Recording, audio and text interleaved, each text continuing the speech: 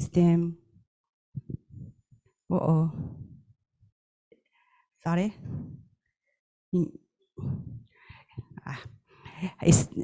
Drive achievement in STEM fields. Since its establishment in 2012, WSTM has played an active role in promoting education and scientific development in Mongolia. Our women in STEM initiate contact training programs, various activities to empower scientists, engineers, and professionals in our country. As a group of passionate women, we are dedicated to enhancing opportunities for women in STEM both now and the future. The rapid progress in STEM field requires the presence of the well-educated women who can serve as mentors, supporters, and sources of inspiration for young women. We are truly grateful for the support, time, sources, expertise provided by INWES and APNN member countries, especially in Korean women scientists and engineers, TWSE. An exciting highlight of today's meeting will be the transfer of the APNN chair to the Philippines Technological Council. Additionally, we will engage in the fruitful discussions on collaborative strategies to work together toward brighter future for women in STEM.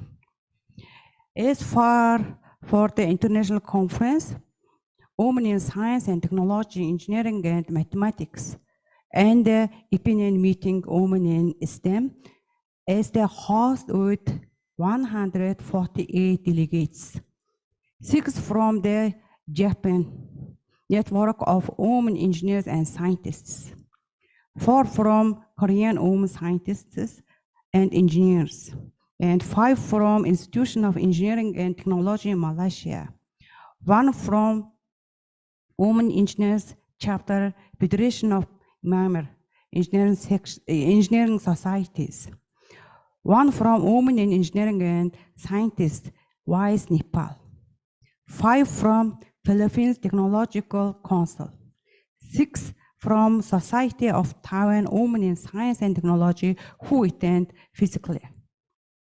Also, President of International Network of Women Scientists and Engineers, Dr. Chung Sang Kim. Also, INWES and the KWSE GISA Project Manager, Sarah Peer. And also INWES Teacher Silvia Gagel are attending as well.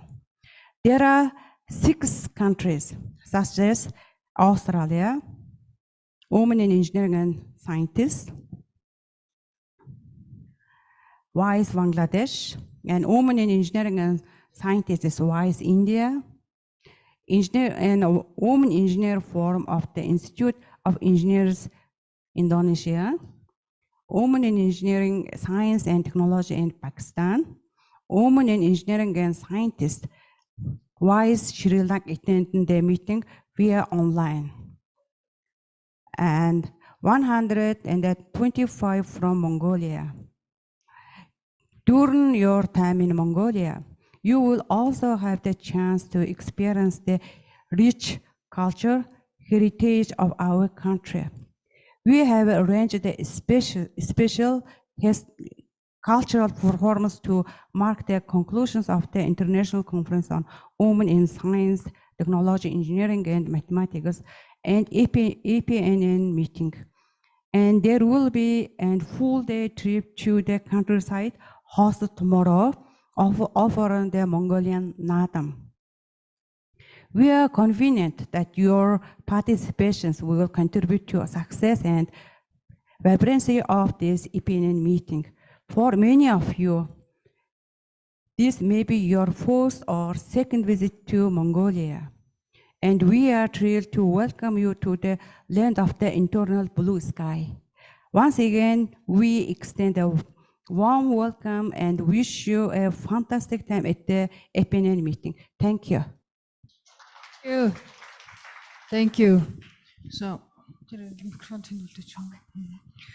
let's start the preliminary session. We have three keynote speakers today. So first, I'm going to invite Dr. Jung Jang Kim, the president of INWES, Women in STEM Networks in the area of impact. Thank you.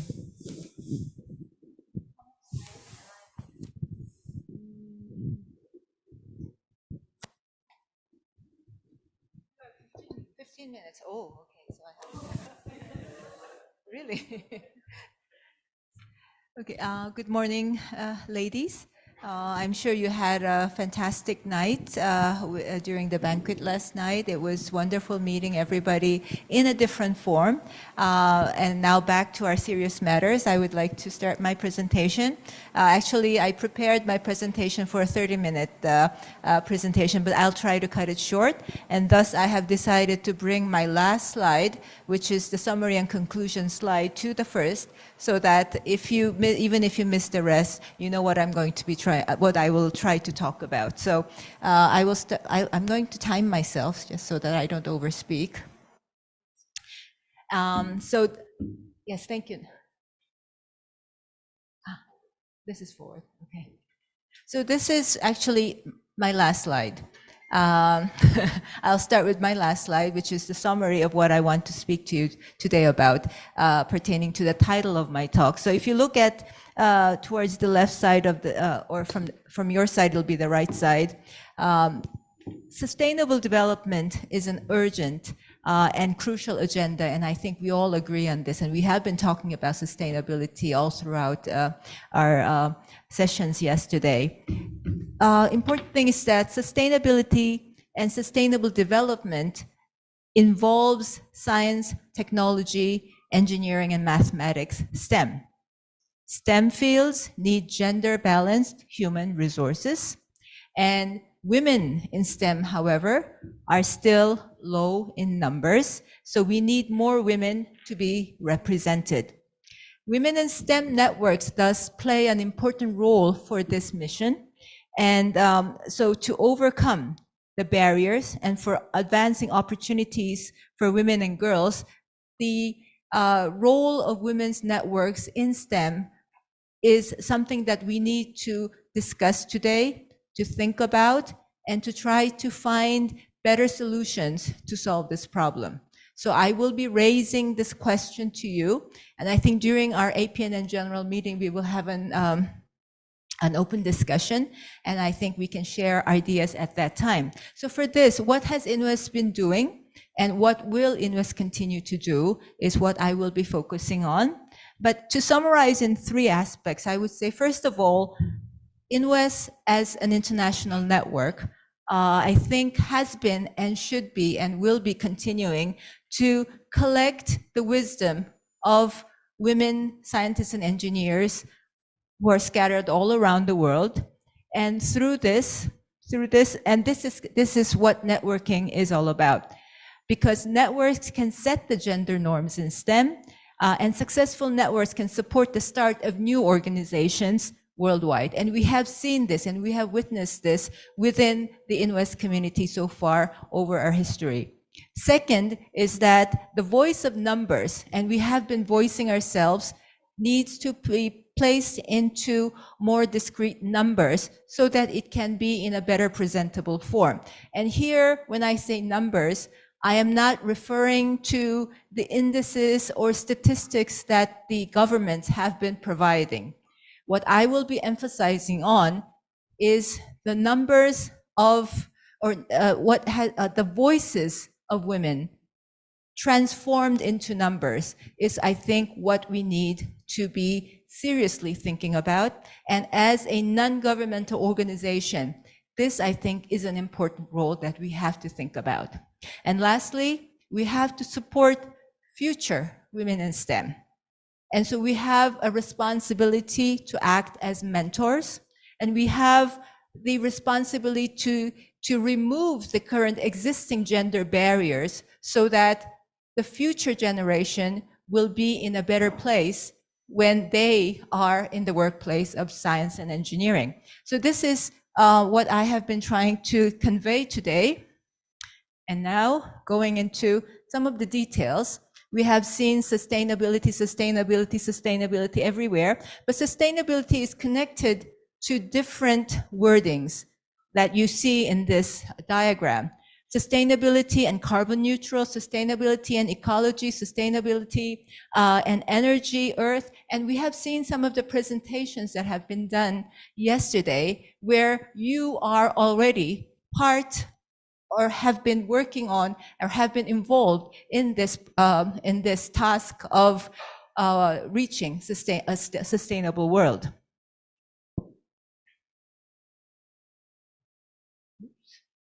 Can you give me the next slide, please? Yes.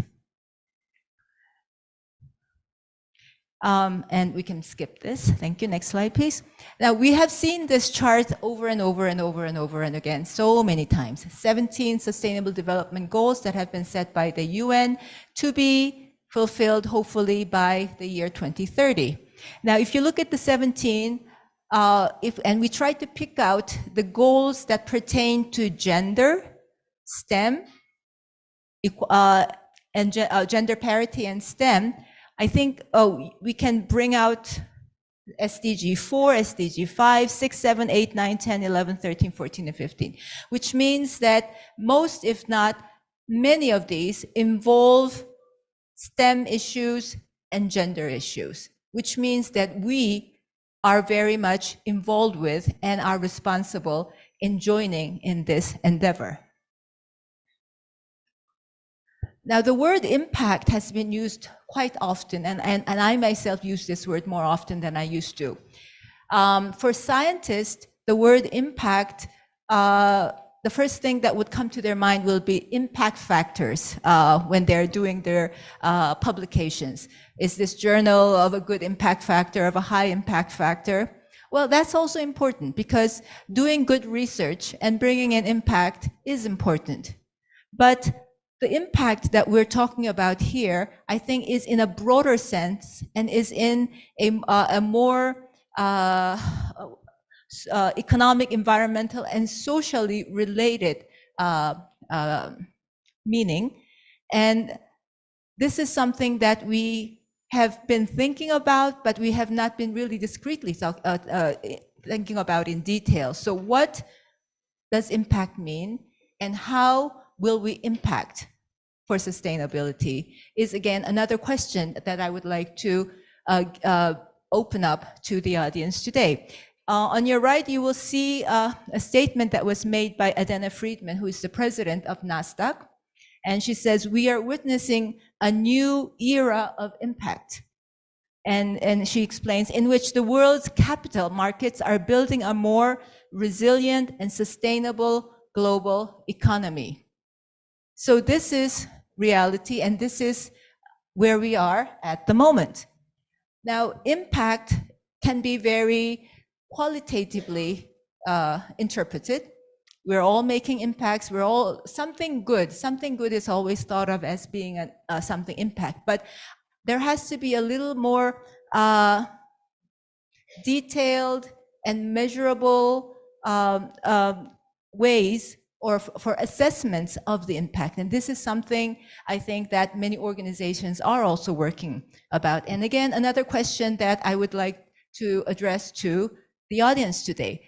As members of INWES, as members of APNN, how are we going to do something with impact, for impact, and make it measurable and accessible so that we can, as scientists and engineers, convey to the world that we are doing something logically right and something rationally right.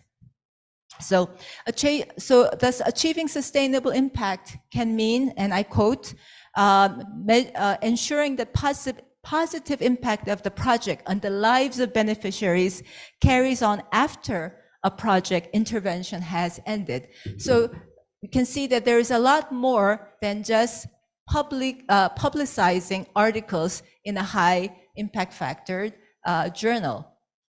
Impact factors in journals usually revert to how many people read it.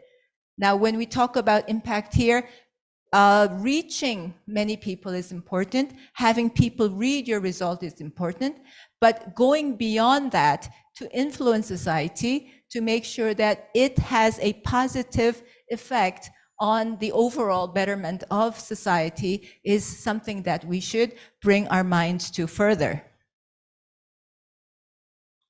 We have seen similar numbers, and some of you would be wondering, I thought it was 132.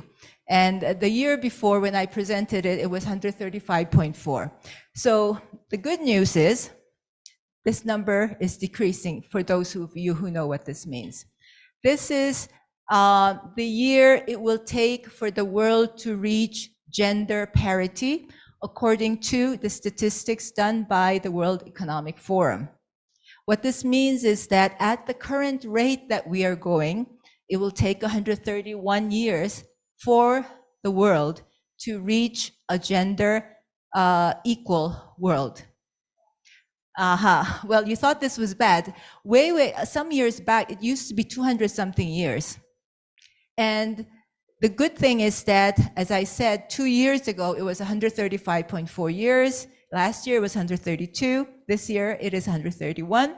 And I'm hoping that next year it'll go down to 120 or something like that, even further. But it doesn't guarantee. We're not going in a linear curve because this can vary. This can go up and down, up and down. And thus, this is something that is encouraging, but something that we should always think about, because what this means is, in terms of the gap between men and women, there is still a huge gap in certain fields. And one important factor that involves this gap is the economic participation. The economic participation gap between men and women is still very wide. You will see that some of the gaps have been closed, meaning, for example, the health issues. Health-wise, I think men and women are more equal now. However, as far as economic participation, we're still quite wide open. If you look into more details here in terms of economic participation, for those with higher education, you will see some more discouraging data. And this, to give an example of Korea, for example, we have been economically advancing very well, but we are way down in terms of economic participation of women. So this factor is actually something that is very seriously affecting us. And I know each country has a different problem, but overall, this is reality. And this is why we still have a lot to do as a Women in STEM network. So our mission, and when I say mission, I'm referring to our mission, is to ensure that we have more representation of women in STEM, and we build an environment that is diverse and inclusive. So what have we done? Well, I have shown this slide many times, but for those of you who are new, INWES is an organization. It's a global network of organizations of women in STEM. We have organizational members, corporate members, university members, and individual members, and we have reached out to about 40 countries worldwide, and our mission is to build a better future worldwide through full and effective participation of women and girls in all STEM aspects. Now, I have summarized 2 aspects of the impact that INWES has made, and one is in expanding our network. Last year, we celebrated our 20th anniversary, and I have shown this map of countries where ICWES, or the ICWES, which is the International Conference of Women Engineers and Scientists, was held before INWES as a global organization or was formalized, and after. You will see that there has been more countries that have been reached, but you may say, well, it's not much of a difference. But you will see the difference here when we add the regional conferences that have been held, and if we add the APNN meetings, a lot more. So this is one impact that INWES has been made, and the regional networks has been a big impactful activity of INWES. And just to give you the background of how APNN was formed, the first meeting was held in 2011 in Australia, but we have to remember what happened before. Nothing happens out of the blue. Nothing happens abruptly. There's always preparations, and people have worked behind to make these things happen. So this all happened in 2008 in Lille, France, during INWES 14. At that time, KWSC said, well, we have some funding, so let's host a lunch for members in Asia and the Pacific.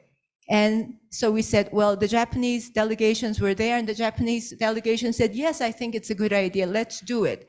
So Korea and Japan got together and said, well, let's look out for all the Asian participants here. And so we went around and we said, we're going to have lunch. Would you like to join us?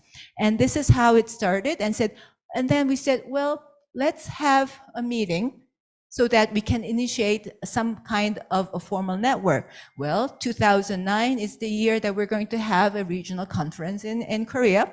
Why don't we have an APNN workshop then? So we had an APNN workshop where 62 people from 17 countries participated. And this is when the decision was made to start the APNN network formally.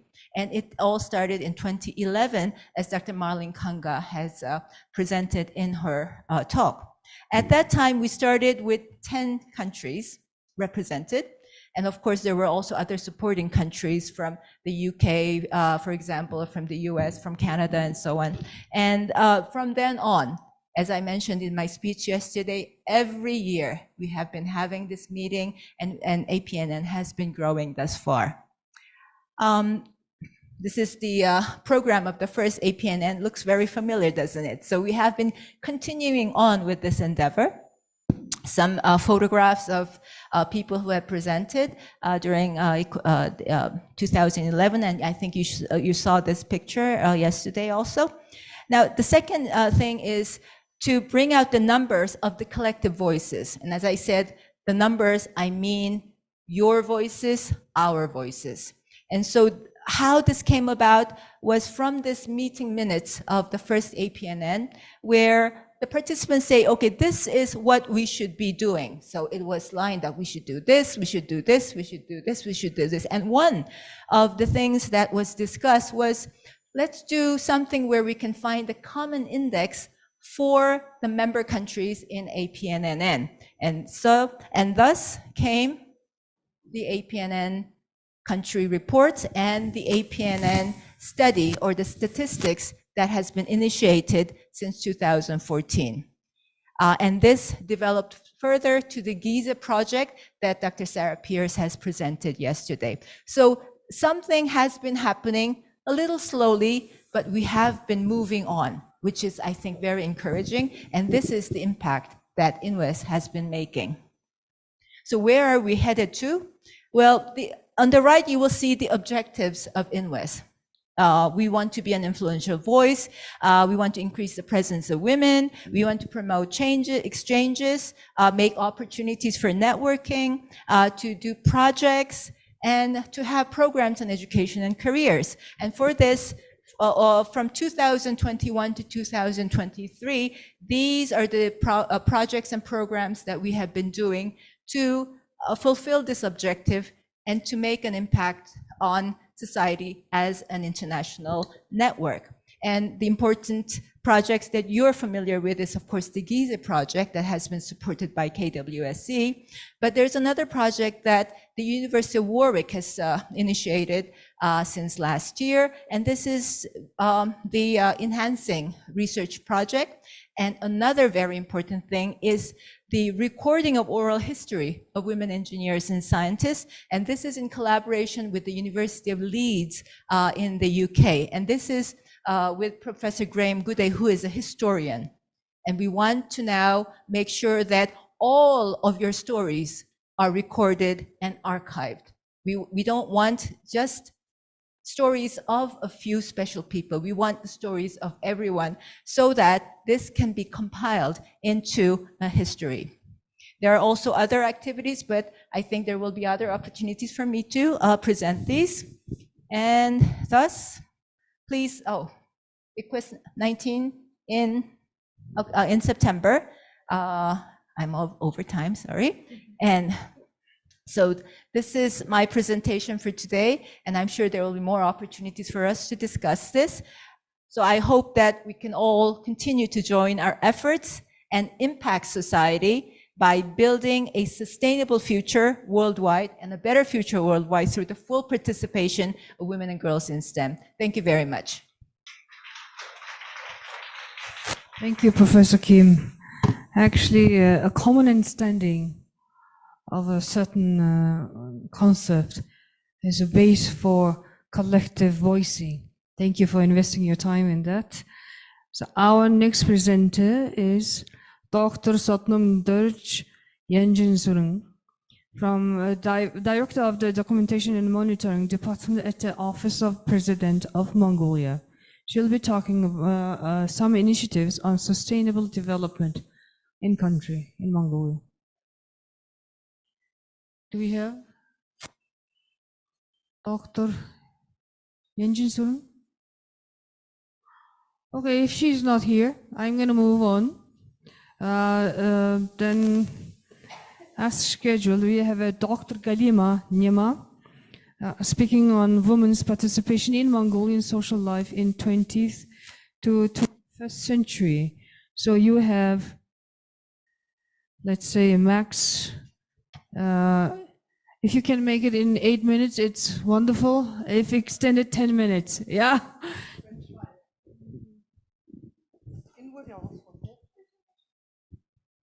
Thank you for giving me a chance. I'd like to express my deep gratitude to Chair of WSTEAM of STEAM Aaron Bolor, to and other members for giving me the opportunity to have a speech at the international conference. Okay. Yeah, my presentation is structure. You can see it. I have limited time, so I'll try to cut off. Okay, first, there are many foreign guests, so I'd like to introduce Mongolia a little bit. Maybe in Central Asia covers area 1.5 million square kilometers. Climate is severe continental climate. It has 4 seasons: spring, summer, autumn, winter. In January, coldest month of the year, air temperature sometimes falls minus 45. Maybe it seems very dangerous for you. Total population is not big, 3.4 million. 50.7% are women.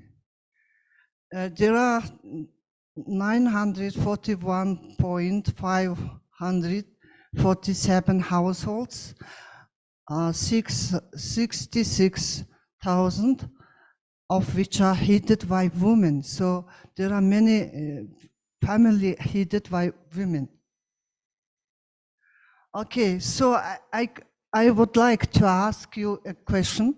Can social participation of Mongolian women be high when economic development not so high? You can see some statistics of GII. Mongolia ranks 71st among the 142 economies featured in the GII to 2022. Also, it ranks 7th among the 46 lower middle income groups economies. Also, it ranks 12th among the 17 economies in the Southeast Asia, East Asia, Oceania. So its economic development is not so big. It's still we are a developing country, but in that case, we have high social participation. I'd like to say yes. Okay. All of society in the world, women voice still is considered subordinate to men. Women's voice was very high compared to Asia's, other Asia's culture. I think it's my opinion. Because they had participated in many jobs or activities in social, including, of course, domestic duties. So there are many primary sources in Chinese, Persian, Korean, and European languages. So I'd like to cite just one primary source, Marco Polo, Italian merchant and explorer. Mongolian women can shoot with bow and arrow. They are good at riding horses, and they perform all duties of reader when men go to war. Okay, that's one just primary source about Mongolian women's strength and courage. Okay, so my theme is very limited, so let's stop historical events.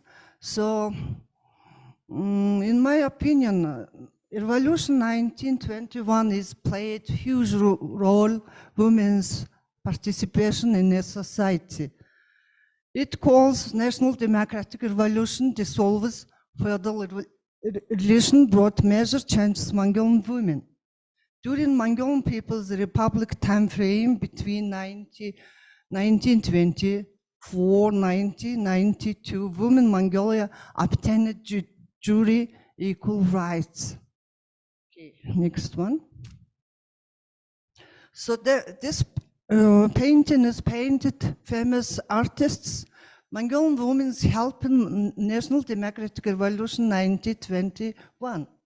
The first constitution adopted 1924 declared all citizens of Mongolia entitled equal rights irrespective of their ethnic group, origin, religious belief, and sex. Women's civil rights were enshrined in 1926 legislation, which ensured equal rights to work, education, and political participation. Okay, the picture is first director of Mongolian Women Association, Pagum Dolum. She was wife of first Mongolian, founder of modern Mongolian literature. She graduated from German in 2017. The Women Association was also founded, which was by state itself, allowing women to become more active participants in political life. Okay, this is picture, also historical picture of participants of first Women Congress in Mongolia. Women Association also founded, okay, I'll cut it. Next one is also women representatives from countryside. They were very poorly dressed, poor looking women. The state clothed women sewed them all same green robes. You can see it, the picture, and gave them leather shoes. After Congress, some women were immediately placed in the literacy group to receive basic training. Those who studied well and were interested were transferred to nurse and teaching training courses. Okay, this is also a historic picture. Army commander is training five women's army officers. Okay, first women literacy training was established with 20 people, 1920. After 11 years, 2,000 women became literate. 1963, 90% of 509.00 women became literate. I think it's quite big achievement. Okay, that is 48% of college students in were women, 1940. After the 40 years, 56.4% of higher educational establishments were women. Okay, 1940, there were just 6 kindergarten with 140 children. After 40 years, there were 670 kindergarten with 50,000 children. Also, there were nurseries, 400 nurseries with 20,000 children in Mongolia. Okay, what happened? But, okay, it happened something, I don't know. I hope you can understand it. Okay, in socialist period, I hope you gain some understanding of social participation of Mongolian women from my poorly presentation. But there are, Mongolian women has many children. Okay, 1955, average Mongolian woman has 5.9 children. It's very big, I think. So they have worked as women is equal man, equal person of socialist regime. So burden of women was very high. Okay. You know, it's other socialist country, we had abruptly changed social, economic, and political reforms.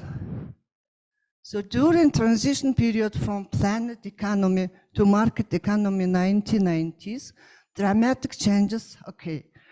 Social, political life, Mongolia affected women. The social regime repression has ended on the one hand, leading less fear government purges, greater freedom, more choices for women. Economic failure have been fallen disproportionately on women. Okay, this is also a historic picture. First political demonstration was organized in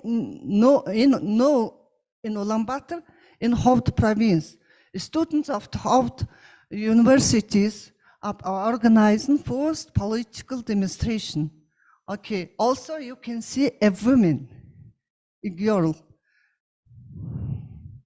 Okay, Constitution 1992 emphasized personal freedom by granting rights, liberties, individual, including access medical care, freedom association, political participation, etc., etc.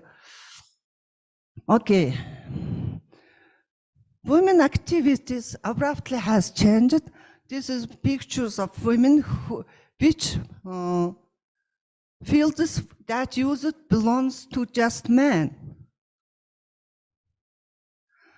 Okay, nowadays average life expectancy is 76. Before it was 6. Before 11 years before it was 69. Okay, average age marriage 26. Before it was 24. One of three women has higher education in Mongolia. Among the working population, with doctorate degrees, 64.6%, with master degrees, 70.5% are women.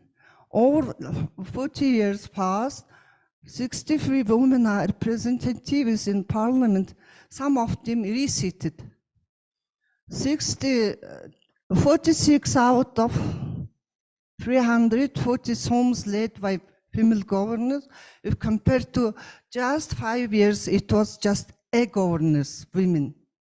Okay, just 6 out 41 ambassadors are women. Okay. Okay. So we have very big problems because sexual assaults, harassment, job discrimination still exists in Mongolia. You can see that statistics. So my conclusion, Mongolian society has evolved over time, reflecting complex interplay between historical tradition, societal shifts, and political influence. Other one, maybe you can read because time is over. Thank you very much. Dr. Galima, I think our participants have extensive knowledge about Mongolia, particularly women participation in social life. And so actually one of the keynote speakers missing, so I think we're going to move on. Before I move on to the country reports, I would like to congratulate all the keynote speakers. Thank you, Professor Kim, and thank you for Professor Galima.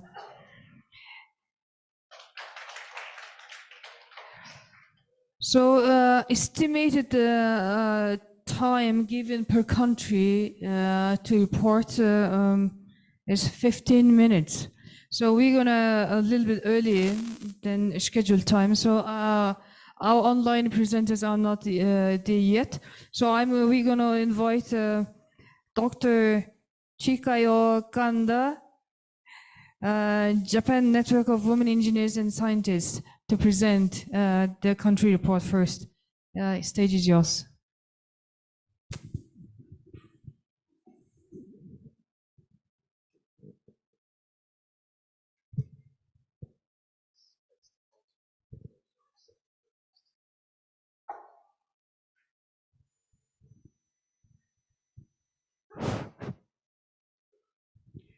Hello everyone. I introduce Japan Activity Report. My name is Chikayo Kanda, a member of Team Gimejo. This team is an association of professional engineers, belongs to Hitachi Group company, and is made up of women. There are more than 1,000 members in the Hitachi Group Professional Engineers Society. However, there are only 19 women among them. I am considered about this reality. I believe that we can change the world so that women can live freely in the field of science and technology. By connecting with female and engineers, scientists who gather here. That is why I am standing here. I hope that the world will become a place where all women can freely choose their occupation and lead active lives. The Hitachi Group is relatively advanced in its effort to promote the advancement of women in Japan. So I will focus on that.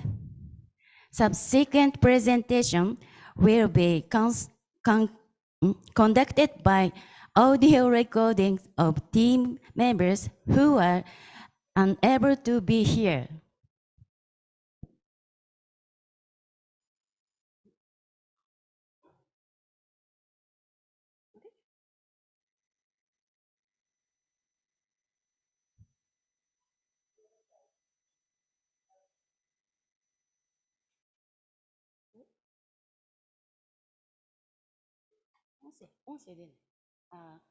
Recording,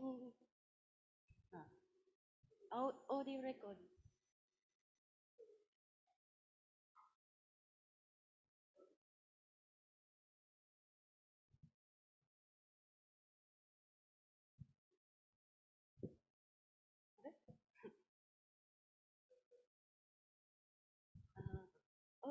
Audio recording.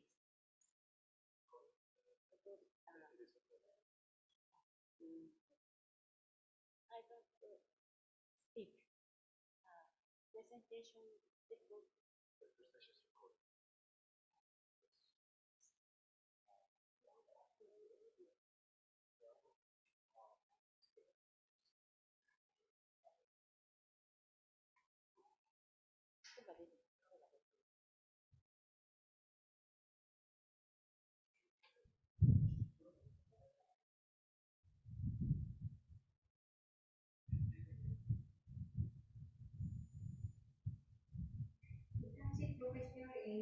Especially is one of the largest infrastructure share in Vietnam. And we team Bangalore is a never only. So massive support for it.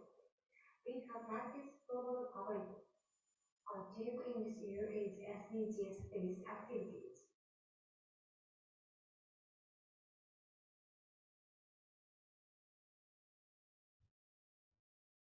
The Hitachi Group's corporate philosophy is to contribute to society through the development of superior, original technologies and products. The Hitachi Group has 853 group companies and 320,000 employees. There are group companies on a global scale. All of Hitachi's businesses have been built on STEM. Hitachi has positioned diversity, equity, and inclusion as an engine of growth. We have implemented women's activities in the promotion system led by the CEO.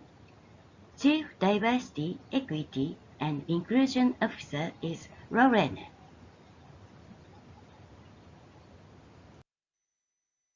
Since 2000, Hitachi Group as a whole has implemented a variety of initiatives for women. It originally focused on women's activities, then turned into a comprehensive effort for all employees with various backgrounds. With top commitment and a common target set across the Hitachi Group, it has achieved the steady result. Today, diversity and inclusion is a business strategy itself, and is carried out under top commitment. The Hitachi Group is implementing measures to empower women in various age groups. First, we'd like to introduce the events for students held by the Hitachi Foundation. About the Hitachi Foundation. Among the social issues facing society, we are conducting business activities with the aim of building a sustainable society, improving people's lives, and contributing to the international community with the three core areas of promotion of academia and science and technology, human resource development, and building a multicultural society. Hitachi Foundation holds events for female students. The purpose is to support the girls considering their path for science and engineering. It conducts dialogues with women engineers and researchers in science and engineering field. It also posts information on its website. Next slide shows measures for employees, young staff, managers, and executives.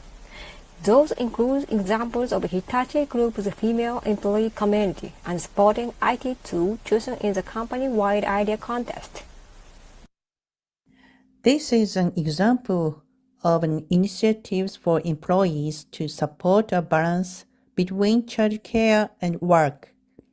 The purpose of this event is to deepen understanding of careers, work styles, and appropriate support from superiors after returning to work. We hold two types of seminars for managers who manage female employees. One is unconscious bias seminar, based on the premise that everyone has unconscious assumptions.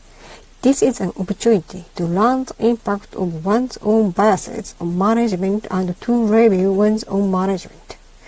Learn skills to deal with unconscious beliefs and apply them to management. Another is management seminar for managers with female subordinates, improving skills in managing the diverse workforce, sharing management concerns and issues with female subordinates. We will be able to understand the conflicts unique to women and the point of management on how to solve them. This is an example of global initiative to promote gender diversity.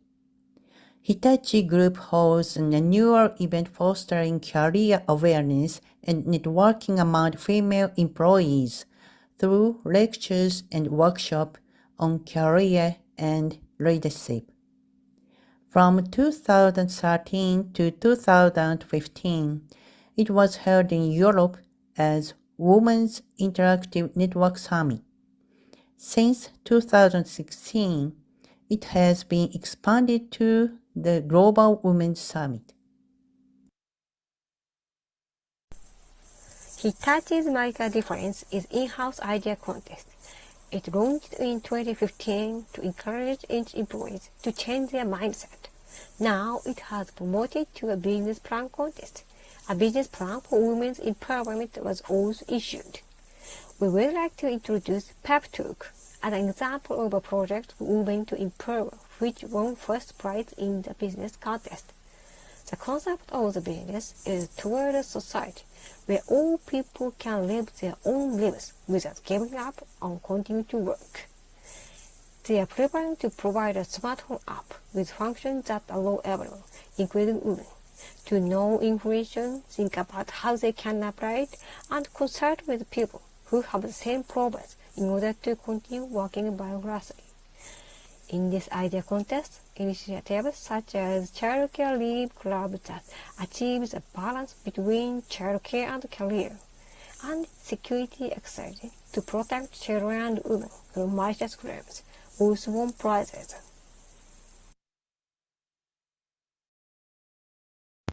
Next, I'd like to introduce an example of a female employee community at the Hitachi Group company. This company has 3,580 employees, of which 210, 5.9% are women in engineers, which is a very small percentage. Women had become a minority in the company. There were no colleges to consult with about women's unique concerns. We have launched a community of female engineers. The community name is Let's. We received messages from 3 members of this community. Through this community, we hope to facilitate both company life and family. 娘が2人います。参加のきっかけは、廃止 ICS への就職を自分の娘に勧められないなと思ったことでした。女性特有の悩みを相談できない状況は孤独で過酷なことでした。コミュニティの活動を通じて孤独に悩む女性がいなくなるよう、またそもそも女性特有の悩みが起こらないような会社になるよう寄与していきたいと思います。I am currently balancing work and parenthood while raising 2 elementary school children. I hope we could advise each other of our experiences within this community and work together to help everyone achieve a happy. I have a son, and my husband is a stay-at-home dad. I'd like to tell you that there are various ways for working that suits our each life. Finally, as a result of Hitachi's measures to empower women, female employees have been awarded for their active participation outside the company. Every year, Japan Association of Technology Executives rewards those who have contributed to the development of female engineers. 6 of the 49 award winners from the 1st to the 8th awards were Hitachi female employees. In addition, 2 of them are members of our team Jimajo. Women who have been brought up under Hitachi's measures to empower women have not only played an active role within the company, but have also been recognized by external organizations. The number of Hitachi awardees will continue to increase.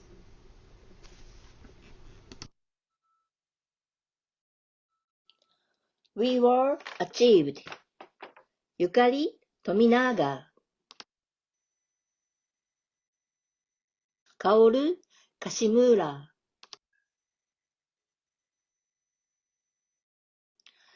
Miyuki Chigira. Hi everyone. I was honored. All the juniors were happy too. Shiho Takeda.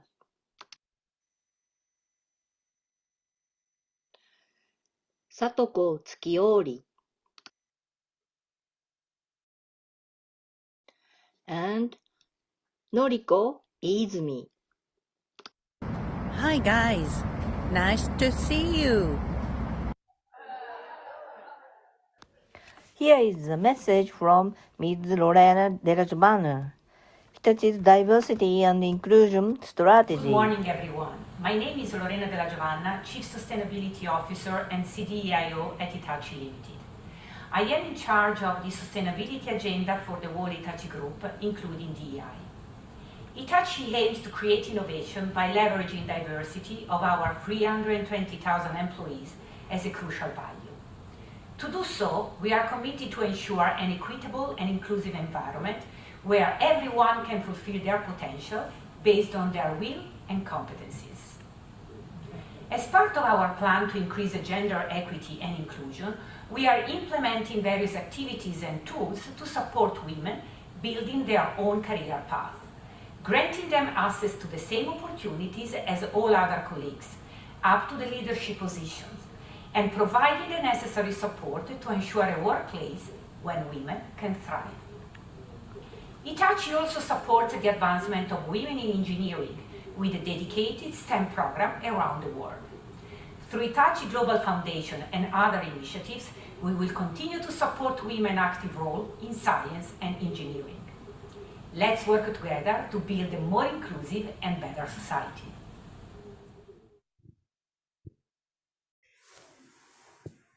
Finally, I'd like to share a message from Team Gimajo as member of INWES, as member of the Hitachi Group, and as female engineers.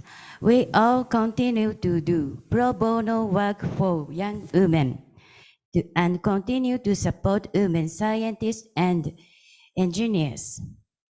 Thank you for your attention. Thank you, Dr. Chikayo Kanda.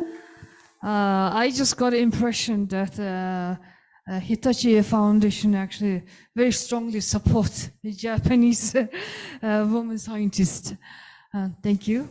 And we have our late keynote speaker coming. So I'm going to invite, my apologies, we're going back and forth, but there's no other option. So we have Dr. Sadamdarj Yanjasong here to present from the President's Office on the sustainable development initiatives in Mongolia. So you have 10 minutes, please.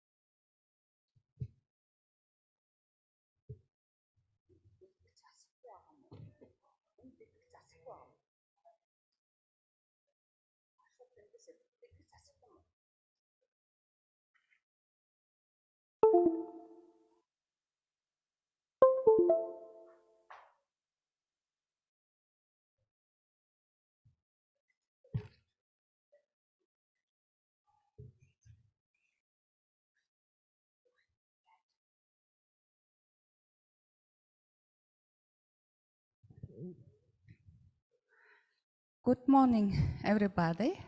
And thank you very much to organizers for giving me a chance to present my presentation, especially for women scholars.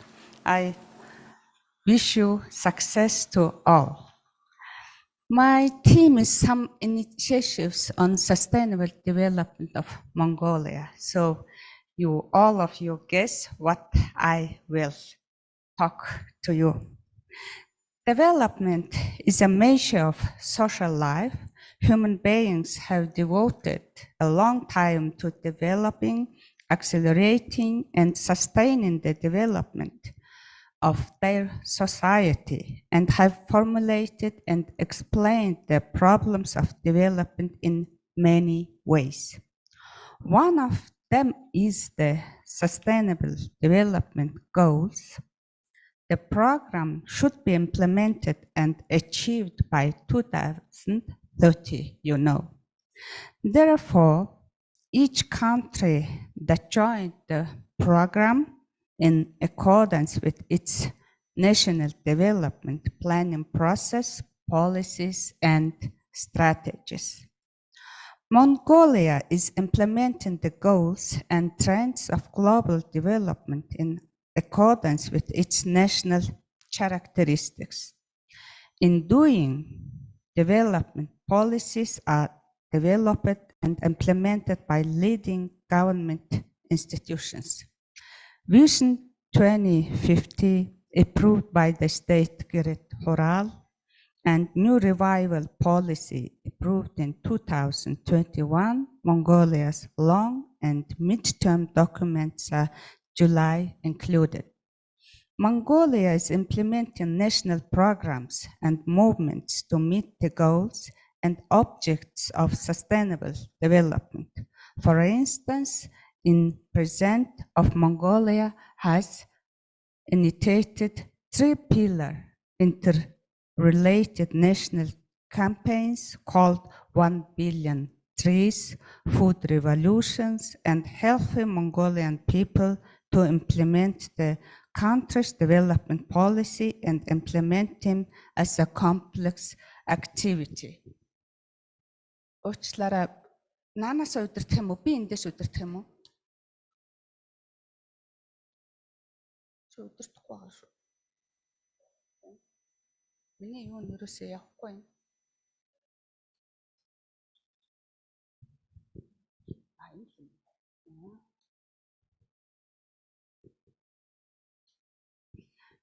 The three mentioned national movements are intercorrelated and closely related at the socioeconomic, human, social, and individual levels. These campaigns, based on the principle of creating future resources and opportunities through today's development, are aimed at ensuring the implementation of the goals and objects of sustainable development of the world proposed by the UN and the long and mid-term development policies of our country. The 1 Billion Tree campaign is a national mega project that is developed based on international experience and research. For example, now European Union is planning 3 billion trees, China 70, Vietnam 1, Pakistan 10, New Zealand 1, and Kazakhstan 2 billion trees to ensure sustainable development. Everyone is planting trees according to their own plans, step by step.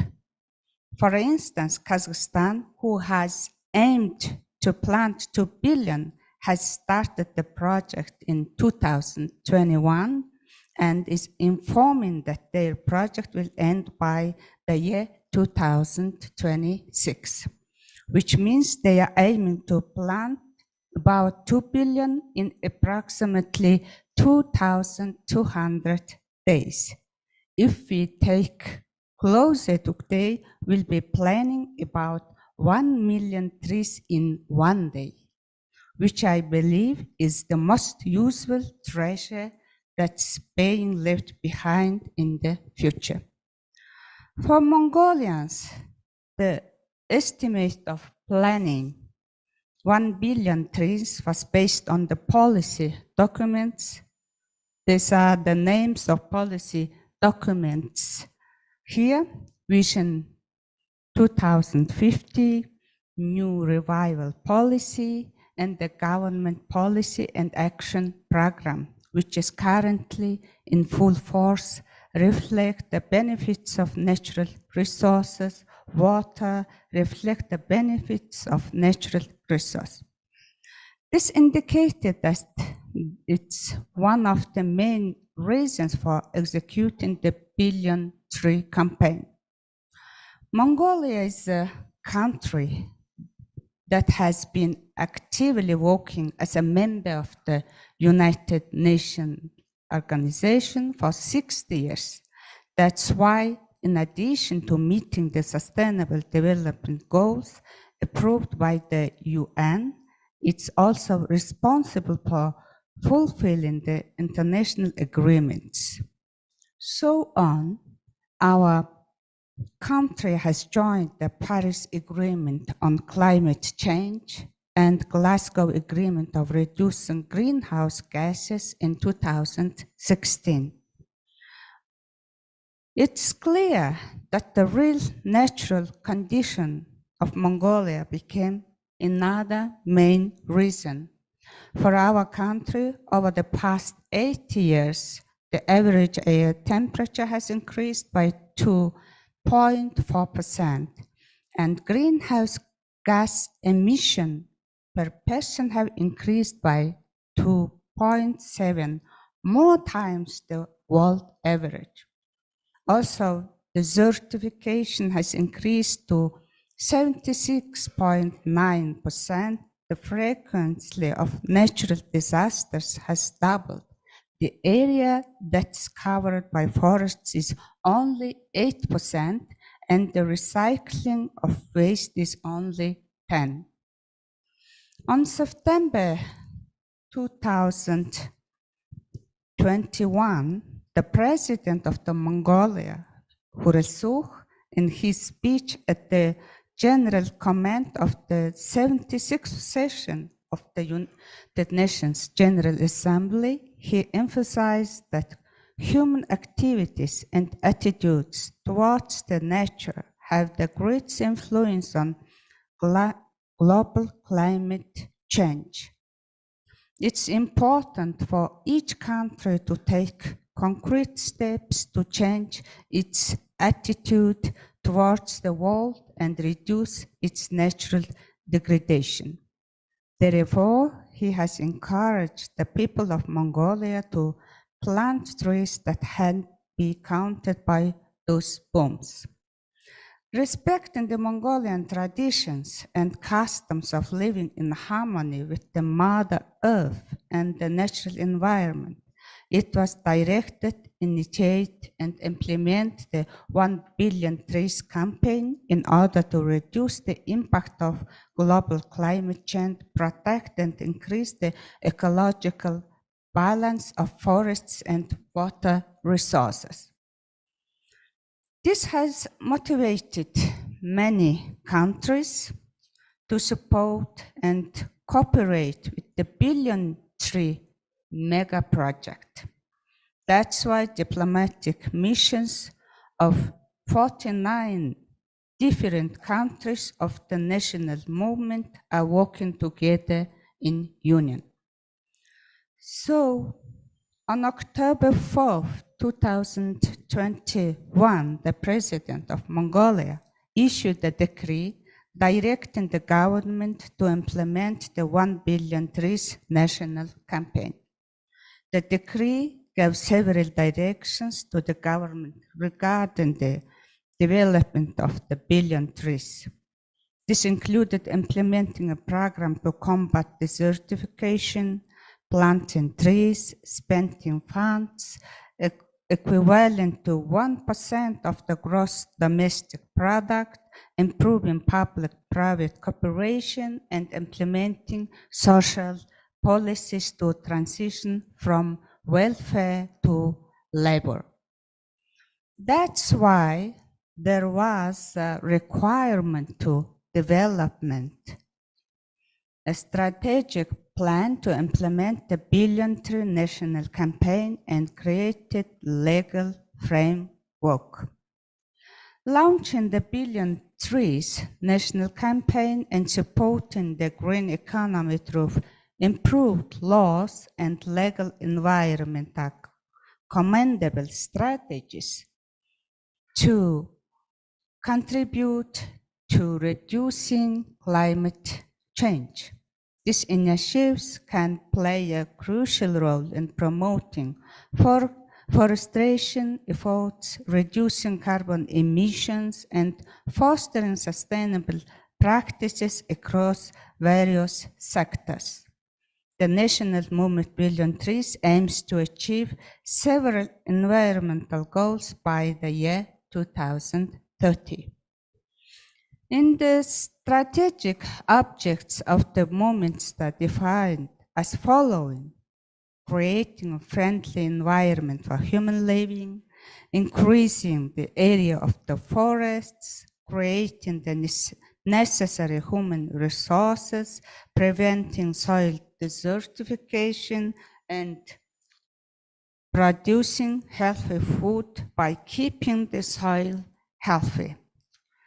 The process of supporting the campaign across the country took place and promises were made by provinces, capitals, enterprises, and companies.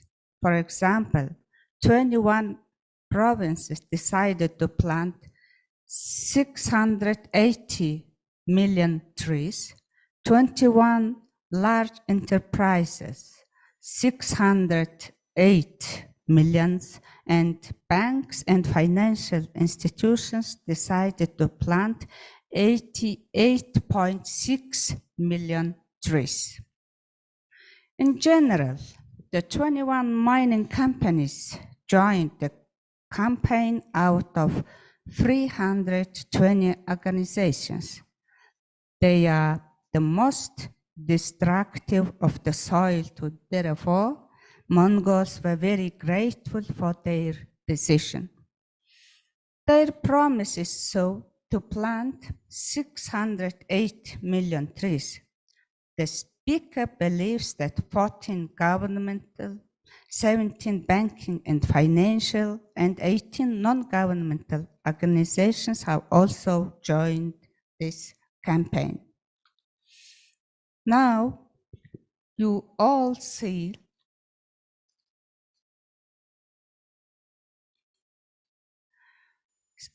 on the screen is the outline of the action plan, this national movement.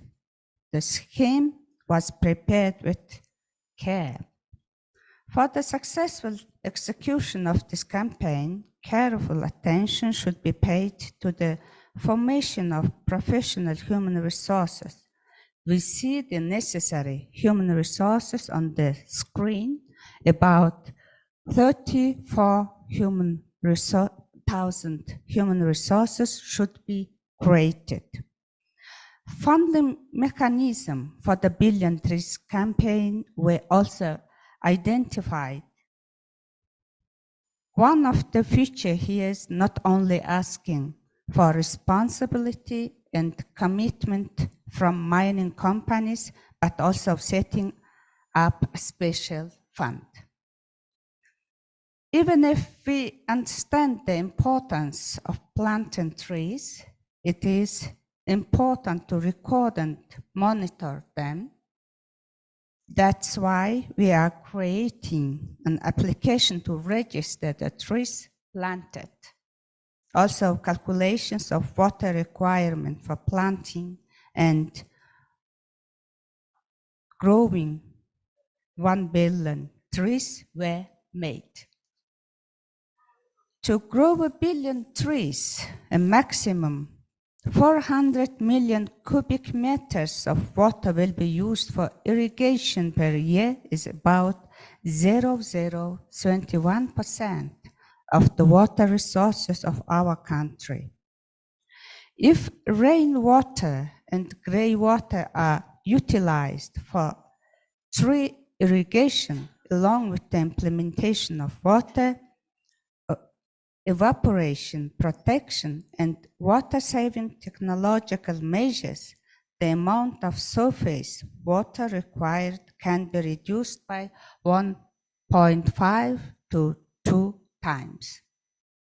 Implementing the Billion Trees campaign with the goal of planting 1.5 billion trees can have several positive environmental impacts, such as the forest reserve will be increased to 9%, the areas severely affected by desertification and degradation will be reduced by 4%, and the greenhouse gas absorption of the forest reserve will increase by 11%.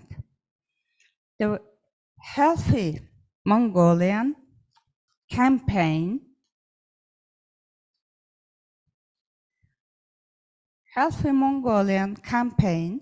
aims to develop Mongolians who have a healthy body, healthy mind, healthy behavior and lifestyle, and create a healthy modern life. This campaign, like the Billion Tree campaign, would be built on 4 main principles: research-based, multifaceted, based on citizen participation, and ensuring equal participation of sectors. It's clear to develop the plan for the execution of the program.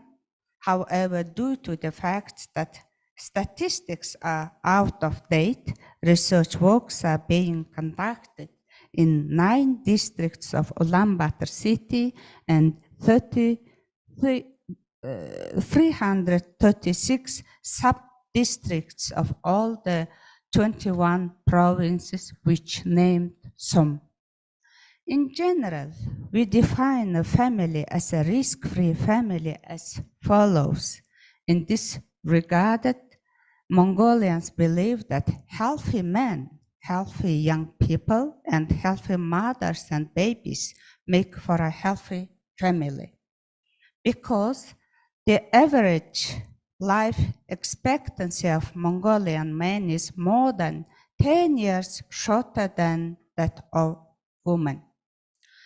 First of all, excessive use of alcohol and tobacco, unbalanced diet, lack of health education.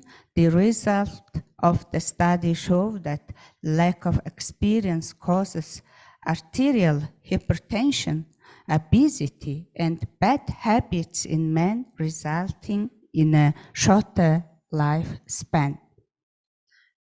That's why a healthy Mongolian man is the main reason and condition for certain healthy family. It's important to create a healthy environment, have balanced diet, provide health education, be active, and the government is showing leadership in this purpose. Let's talk about the Healthy Mongolian program is being executed.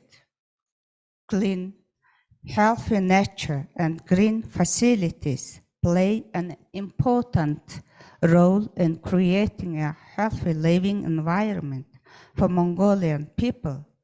The Billion Tree campaign will play a role in this. For example, to create a long-term sustainable healthy environment, reducing air and soil pollution, to prevent water scarcity, increase the amount of green facilities, reduce dust and noise, it is necessary to create a comfortable living environment. Now on the screen, you can see the result of a study of the daily deaths of people in areas with more green areas and those with less green areas. As you can see, there is such a big difference. Marked in blue is the number of deaths. In general, the more greenery there is, the less air pollution and noise, creating healthier and greener environment for human life. We all know how tired we are from high frequency sounds. Also, here is a table showing how bacteria and viruses spread quickly in places with high air pollution area. We have all experienced firsthand how many people have lost their lives due to COVID-19 epidemic and how much fresh air has helped in its treatment. During this pandemic, I can say a lot about this when I worked as a member of the State Special Commission, especially as a person who led them of researchers to determine measures to be implemented in society. Here are the results of the soil and water survey, and all the counting and numbers are very clear. This shows that human health is directly dependent on environmental pollution. The purity of drinking water is especially important. Indoor air or outdoor air quality is directly related to the quality standards of building materials. Household use also affects our health, such as secondhand smoke and detergents. In a word, biomonitoring should be done. It's clear that nutrition and food have a major impact in human life. Everyone knows about this. In Mongolia, we are expecting various policies such as providing health education from an early age, implementing lunch and dinner programs for school students, and producing healthy food. We talked about how human behavior is another important factor that affects human health and human life. For example, sleeping at the wrong time and being inactive lead to obesity. So it's important to practice the right behavior. For example, the world average of alcohol-related disorder is 1.5, while our country is 4.4. Here are some other figures you can see. Also, the alcohol consumption of our population is relatively high. Based on this, Mongolian Presidential Decree number 43 of 2022 was issued. Here, changes were made to the laws related to the consumption of alcohol, such as reducing the strength of alcohol and increasing taxes. Also, you can see the result of the research on the reduction of crime as a result of organizing various measures. Measures are being taken to reduce smoking, update the law, add taxes, ban the sale of cigarettes to young people. A policy is being implemented on the consumption of sweets and sweet products. According to a study, 75% of young children have dental diseases due to children's consumption of sweets and sugary drinks and poor dental hygiene. The screen shows that 50.3% of teenagers consume a lot of sugary drinks. All of the requirement that the individual be active, have health education, and for the state to have a good health control, surveillance, registration information system, and public health system too. The food revolution movement is based on the principle that is the soil is healthy, food is also healthy too, and people are linked to healthy life. Due to the risk of global food supply and security on April 13, 2020, the UN, the International Monetary Fund, the World Bank, and the World Trade Organizations issued a joint call to pay special attention to food supply and supply worldwide and to intensify the cooperation. World Food Program informs that the world's food capacity exceeds 8 billion. It's believed that there is a risk of starvation, nutrient deficiencies, and food storages at the international level. However, according to the UN Demography Survey, it's estimated that the world's population will reach 9 billion by 2003. This shows that the global food crisis will become a serious problem in that years. За та юу яг вэ? Summary-га өгөх үү? Одоо тэгвэл цаг хитчихэд байна л да. Бид нэр хөтөлбөрийн дагуу явахгүй бол за. Okay.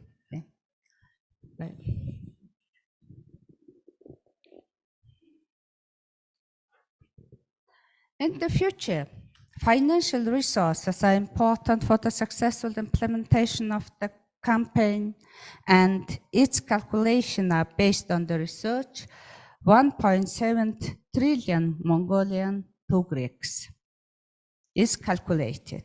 It's planned to finance the majority of it, 70% from the state budget, 25% from foreign projects and programs, and the remaining 5% from domestic business projects and programs. In the future, Mongolia will do its best to implement the goals of sustainable development. Thank you for paying attention. Thank you, Dr. Satnandar Chenjinsurun. Actually, we were expected to hear some country reports online, but some of our colleagues are missing online, so we just adapted the program a little bit. And then, so I'm just thinking that maybe let's be flexible with the program, depending because of the online participation. But before we go for a coffee break, I would like to hear the country report from Korea. Dr. Suk Kung Kim, KWC. Hello. Presenting the country report. And so you have 15 minutes. If you stick on time, we'll go to coffee on time.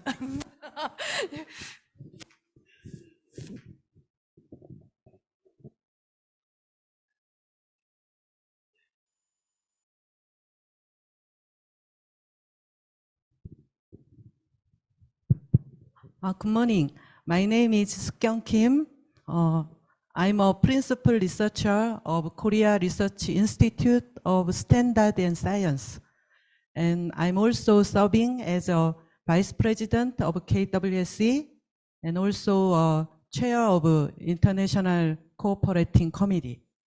So I'm going to share with you some statistics about women in STEM in Korea and also introduce international activity of KWSC.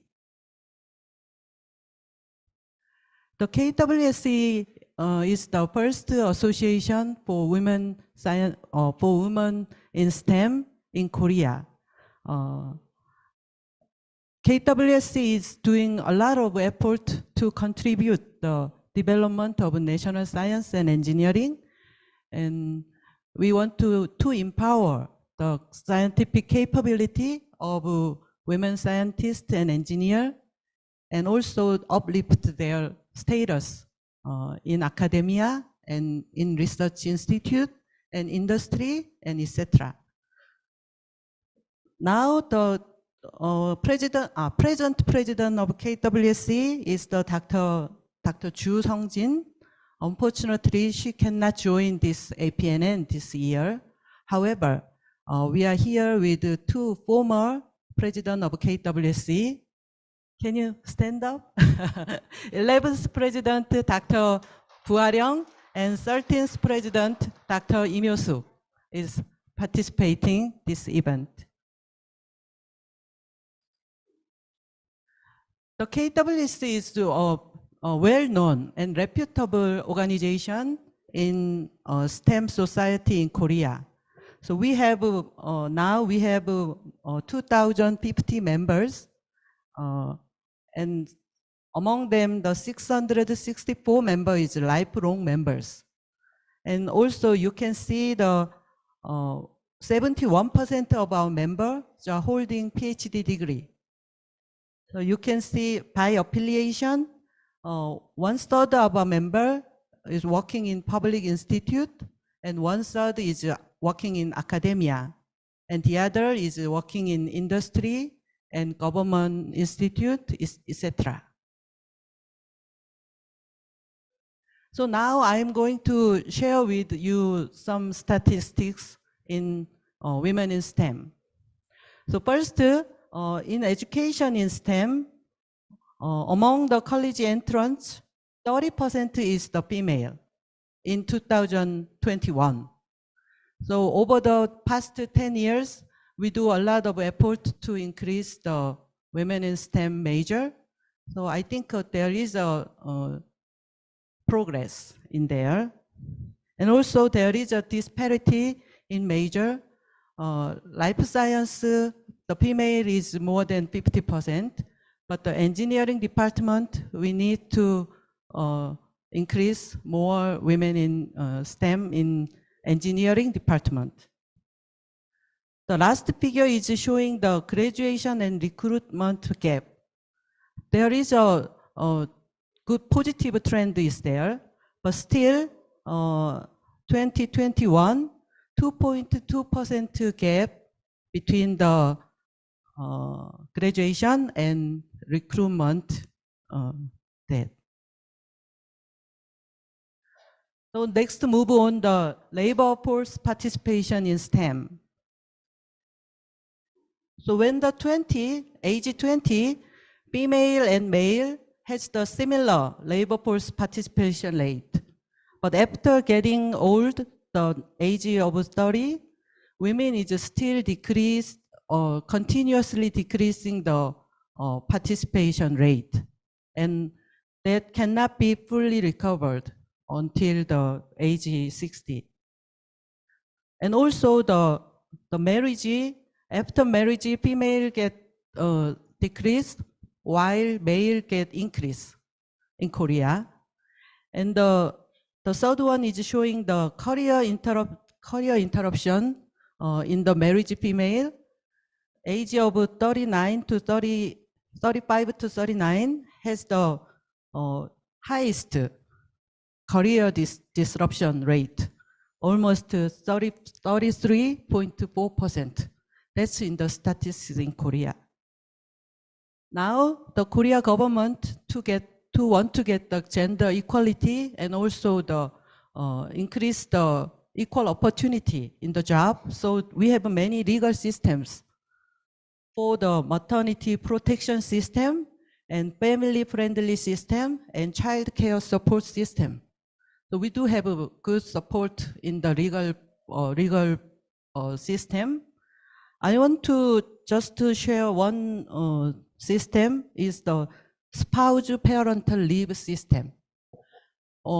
Since 2017, Korea government implemented the financial support for the shared child care for male employee.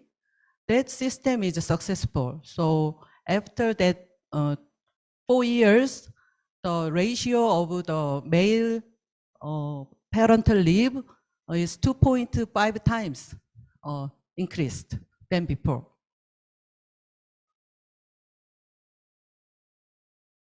So this is the trend in the gender ratio in STEM. And also Korea has a special act for the fostering and supporting for the women in STEM. So we have a affirmative action for gender quota in the recruitment and improvement target system, and also management position target system.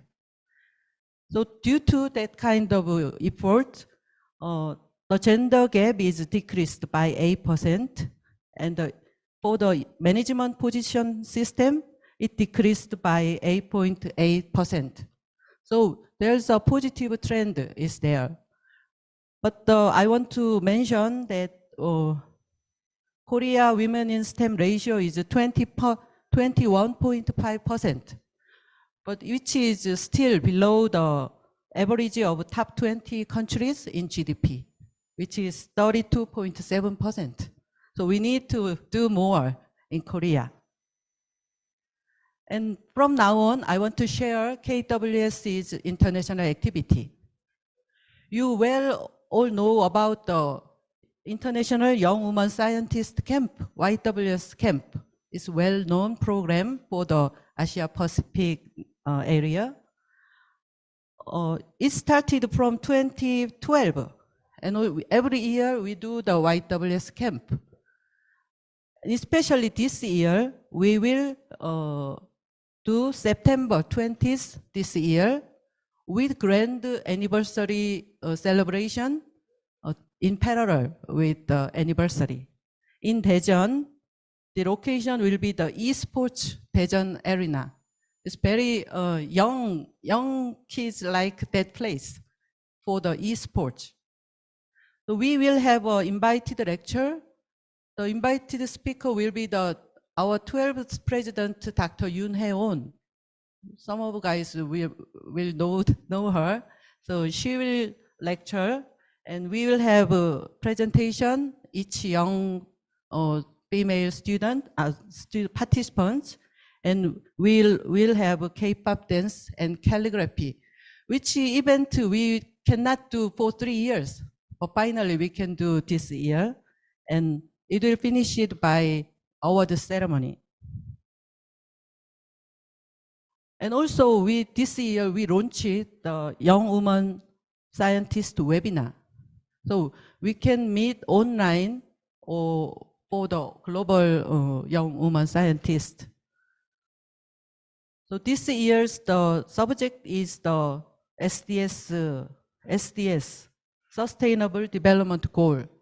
So if you want to join this webinar, you can select one of the SDG, and then you explain your research, and then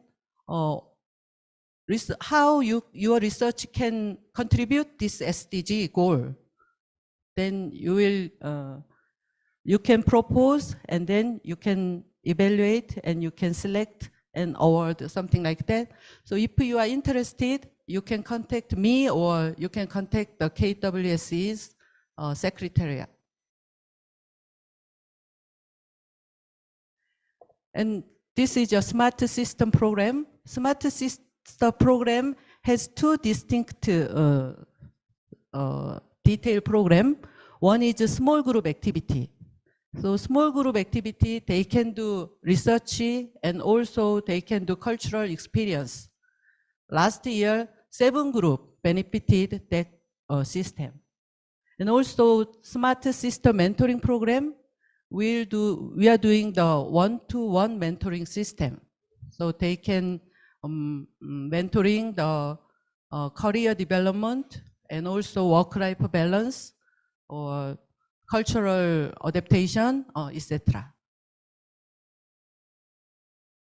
So this is the GISE project, which is well you know. The final version is available in this May.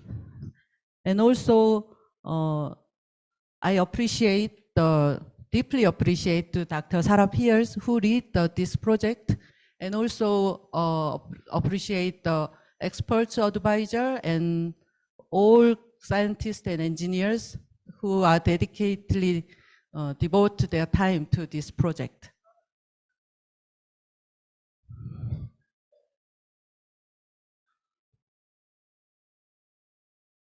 I think this GISE project was this year get the significant milestone to suggest the GISE index. I think that index is the comprehensive methodology to understand gender perception in STEM area. So I think it's very important results. And I want to introduce WWST Platform DB is the World Women in Science and Technology. So maybe some of you guys, you already got this form or this brochure this morning. You can visit the www.st.or.kr. Then you can join this exchange platform to foster international research activity. So please visit this homepage, and we have a special event. If you join this DB this year, you will get a mobile coupon.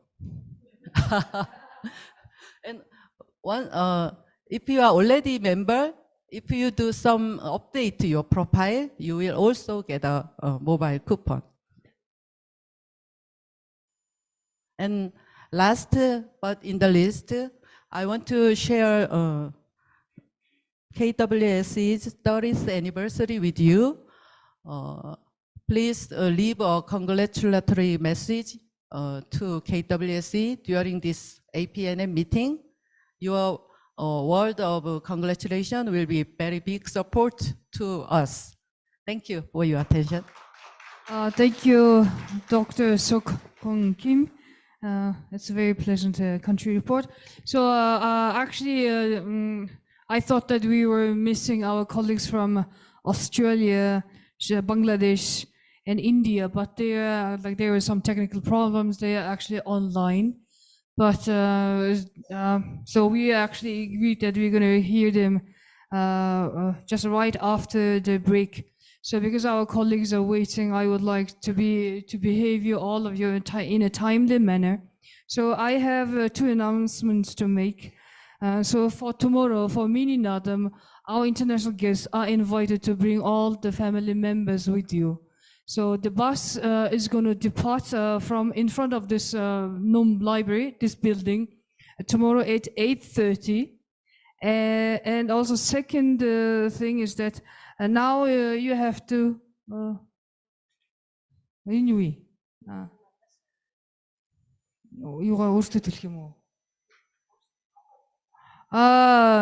okay, this is new to me again. So lunch is actually it's on you. So there's an option. You can have a buffet, or you can dish cuisine as you wish, and then so you prepare like a buffet is 22 USD per person, so it's 75 MNT. And dollars are the foreign currencies are not accepted. It's only accepted Mongolian National Tugrik, but also like international credit cards are accepted.